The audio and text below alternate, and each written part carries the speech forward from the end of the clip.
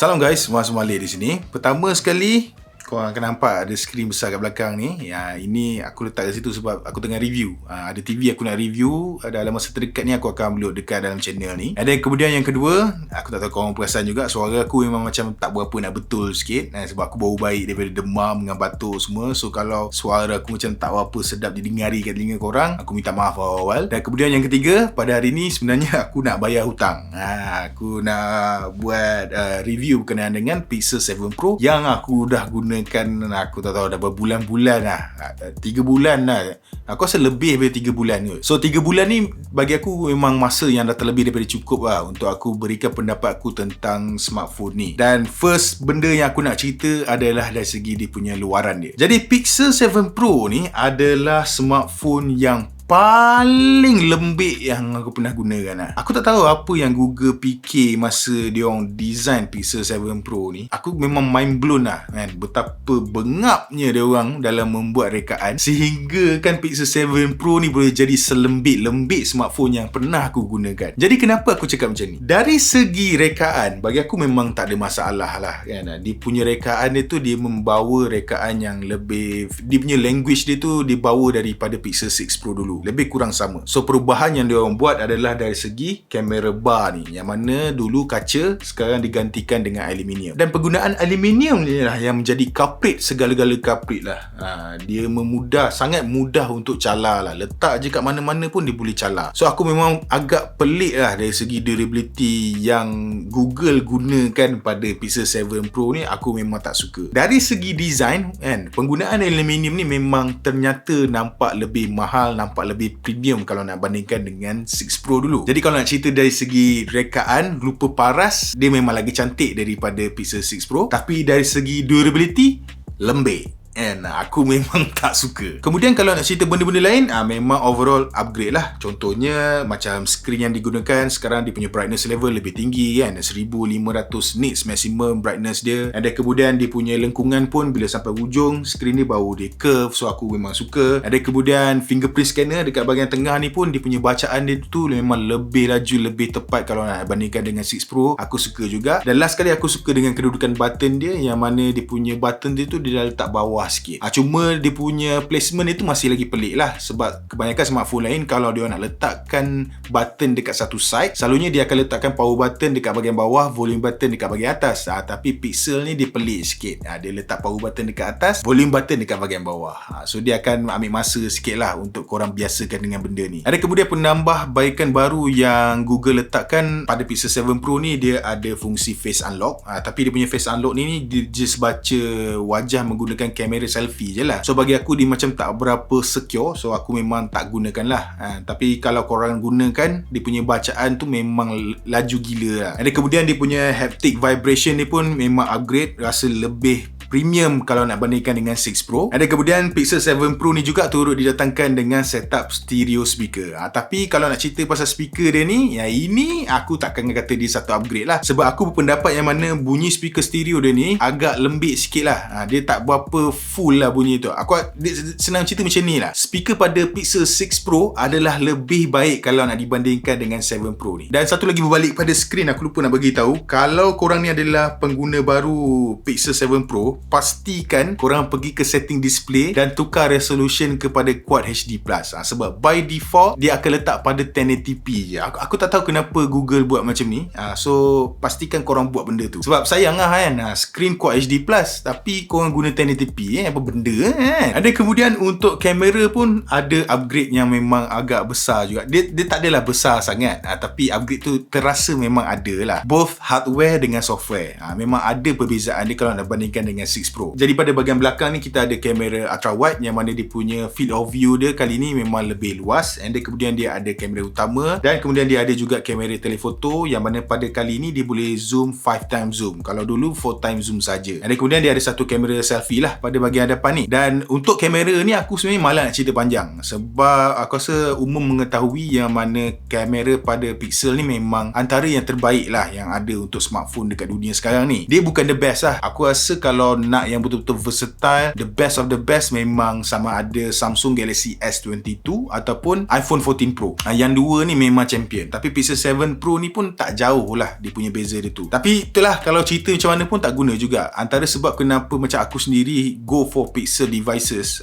kenapa aku go for Pixel 7 Pro ni adalah dari segi processing Google Camera tu, color yang diorang bagi tu. Sebab benda ni memang tak dapat lah dekat smartphone lain. Color yang Pixel boleh bagi ni, dia memang lain lah. Dari segi kawalan kontras dia, dari segi warna, shadow, memang lain lah daripada smartphone lain. So itulah aku rasa antara big reason kenapa aku suka kamera yang ada pada Pixel. Dan aku perasan juga kamera pada Pixel 7 Pro kali ni dia memang sangat excel dari segi dua benda. Satu adalah white balance yang tepat, and kemudian adalah skin tone yang tepat untuk kulit sawo matang macam aku ni. So kita tahu yang mana kebanyakan orang Malaysia kulit macam ni, warna macam ni, dan setelah menggunakan iPhone 14 Pro yang mana bila ambil gambar selalunya kulit muka tu dia akan ada kekuningan sikit, tapi pada Pixel 7 Pro ni dia punya exposure untuk kulit, skin tone memang sangat tepat lah. So benda tu aku memang suka lah kan? Sebab aku tak payah susah-susah nak post editing. Bila aku edit dekat Lightroom ke apa ke, dia memudahkan kerja aku lah. Kena pula macam Pixel ni korang boleh ambil gambar menggunakan RAW format kan, lagilah seronok bila kita nak edit gambar tu, sebab ada banyak lagi info yang dia boleh bagi kan. Dan antara benda lain yang aku rasa macam kamera Pixel ni best adalah aku rasa lebih kepada dia punya kamera UI dia lah. Yang mana kamera UI dia bila kita buka tu dia very simple, minimalist, dan yang paling penting by default pun kita dah boleh adjust secara manual kan. Sama ada nak tukar dia punya white balance temperature dia, ataupun korang nak naikkan contrast, nak naikkan brightness, semua boleh buat dalam dia punya viewfinder tu je. Dan kemudian aku suka juga yang mana Google Lens pun memang dah built in dalam kamera app dia ni. So bila kita pergi mana, scan QR code ke apa ke, dia akan terus keluar lah kan. So memang senang lah sebab dia dah embedded dalam kamera app tu. Dan aku suka juga yang mana kita boleh gunakan Magic Eraser. Magic Eraser ni dah daripada dulu dah ada dah dekat Pixel 6 Pro, tapi pada 7 Pro ni dia lebih advance lah dari segi dia punya processing AI dia tu, untuk detect objek yang kita tak nak dekat bahagian belakang, dan kemudian cara macam mana dia touch up gambar tu lepas dia buang subjek tu dekat dalam background kat belakang tu. Bagi aku feature ni memang sangat best lah, yang mana tak ada dekat smartphone lain, tapi tak sehebat macam yang ada pada Google Pixel 7 Pro. Lepas tu tak payah cerita lah, dari segi dia punya portrait mode dia memang cantik kat bahagian belakang, potongan dia semua memang tip top, aku memang suka. Dan kemudian kita boleh ambil gambar makro juga, and then boleh toggle on and off kan, sama ada nak gunakan makro mode ataupun tidak. Lepas tu dia punya switching kamera kan, daripada kamera utama tukar ke telefoto ataupun pergi ke ultra wide, memang cantik kan. Dia tak ada macam lag sangat ke apa ke. Aku memang suka lah. Senang cerita, kamera Pixel 7 Pro ni memang kena dengan aku. Dia mungkin tak kena dengan korang, tapi memang sangat kena dengan aku. Tapi tak semua benda yang best lah kan kalau nak cerita pasal kamera Pixel 7 Pro ni. Sebab antaranya macam fungsi cinematic kan, video yang boleh blur dekat belakang macam iPhone punya feature cinematic mode tu. Yang ini aku memang tak berapa suka lah kan. Sebab pertama dia punya resolution dia 1080p saja, tak boleh go sampai 4K. Dan kemudian dia punya potongan ni pun memang tak berapa kemas. Aku memang tak tahu, aku memang tak suka lah. Dia nampak macam low class lah. Dan kemudian untuk dia punya video pula, walaupun video memang banyak improvement kan kalau nak bandingkan dengan 6 Pro dulu, tapi satu kelemahan yang aku nampak pada Pixel 7 Pro ni adalah masalah fokus hunting. Yang mana kalau kita letak subjek yang kecil kan, dia memang susah sikit nak fokus kat subjek tu. Aku tak tahulah kenapa masalah ni boleh ada. Aku harap Google boleh fix masalah ni secepat mungkin lah, sebab memang agak annoying. Lepas tu kalau cerita berkenaan dengan Pixel UI pada Pixel 7 Pro ni, memang sangat best lah kan. Overall UI dia memang sangat smooth, dan ada banyak benda yang dia orang bagi dalam Pixel UI tu jugalah, yang mana benda tu memang nampak kecil je kan, tapi perbezaan impak yang dia bagi pada diri aku tu memang besar. Contohnya aku boleh pergi ke recent app, and then kemudian aku boleh terus tekan screenshot, ataupun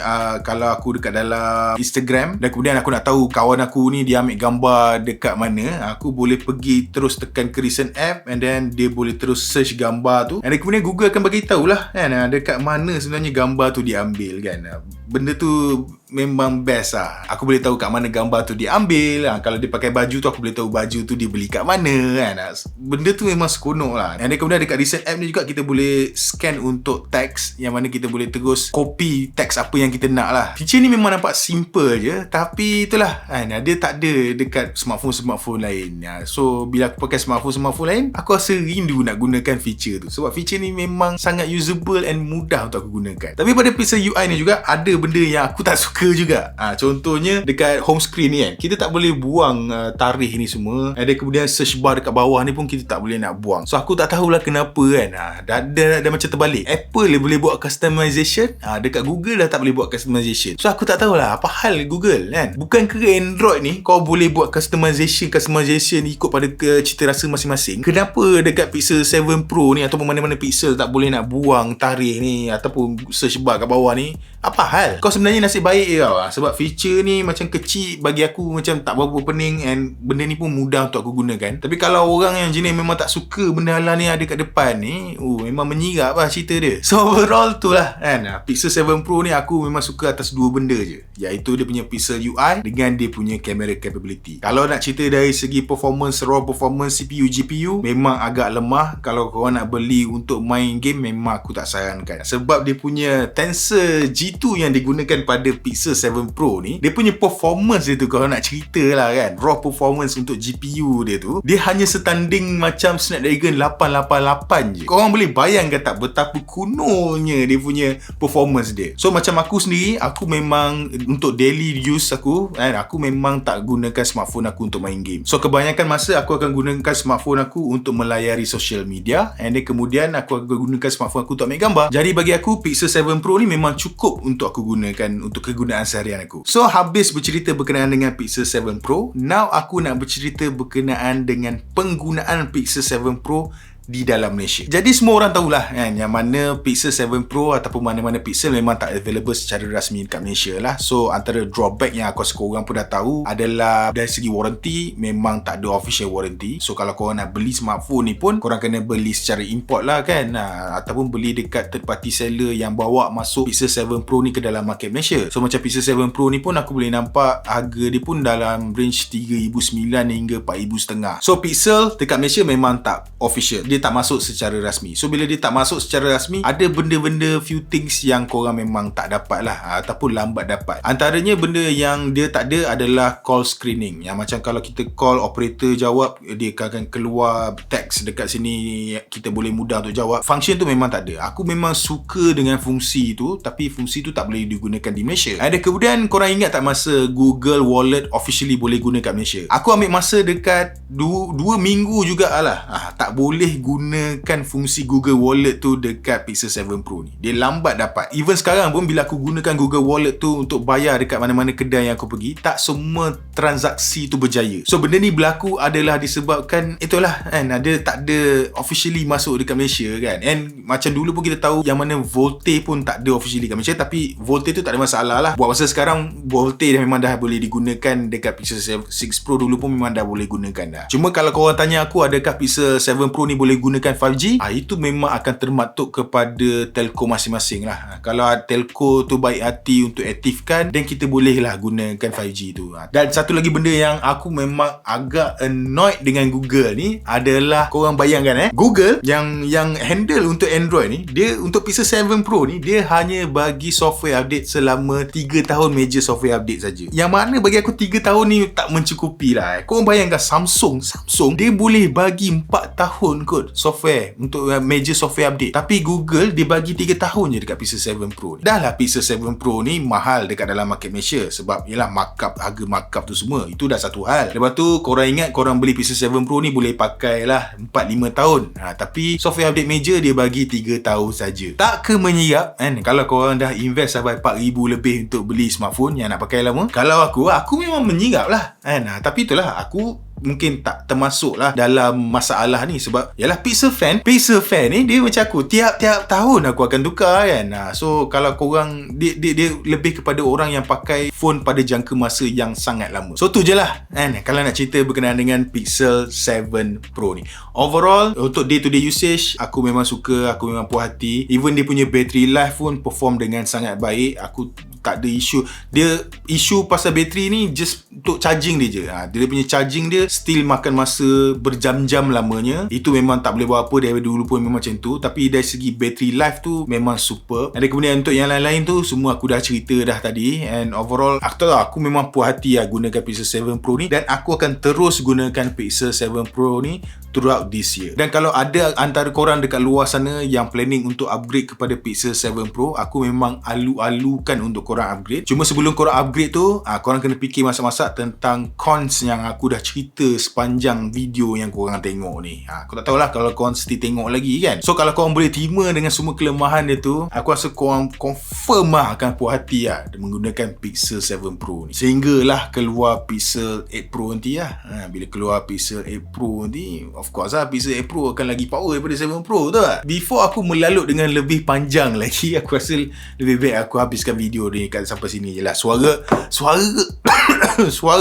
Suara aku pun dah tak ada dah kan. Dah memang dah bunyi dah pelik Aku sendiri pun dengar macam apa benda dia ni cakap kan. So aku rasa sampai di sini saja video untuk hari ni. Macam biasa, kalau korang rasa video ni best, jangan lupa untuk tinggalkan like dan subscribe. Kita berjumpa lagi di video yang seterusnya. Bye bye.